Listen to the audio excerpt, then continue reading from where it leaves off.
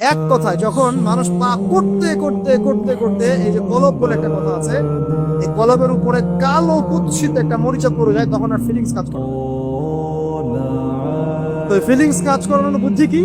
দুইটা বুদ্ধি আছে। এক, বেশি বেশি কোরআন তেলাওয়াত করা, তাহলে অন্তরের মরিচা দূর হয়ে যাবে ইনশাআল্লাহ। আর দুই হচ্ছে বেশি বেশি মৃত্যুর কথা স্মরণ করা, তাহলে মনের মধ্যে যে কালিমাগুলো আছে আস্তে আস্তে দূর হবে ইনশাআল্লাহ।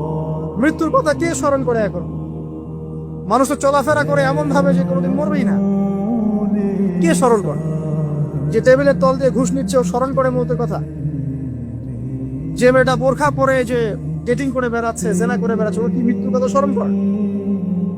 যে ছেলেটা এখনকার যুব সমাজের বেশিরভাগই মাদকের সাথে সম্পৃক্ত, গার্লফ্রেন্ড বয়ফ্রেন্ড অ্যাফেয়ার্সে আছে, হ্যাঁ, টিকটক প্রজন্ম, আড্ডাবাজি করে সময় কাটায়, গুন্ডামি করে, মাস্তানি করে, এর মৌতের কোনো ফিকির আছে?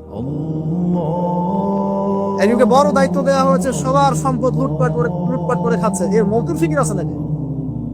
এর মধ্যে ফেরাউনি চেতনা এসেছে, আনা রব্বুকুমুল আলা, আমি মহান রব, আমি তোমাদের মহান রব।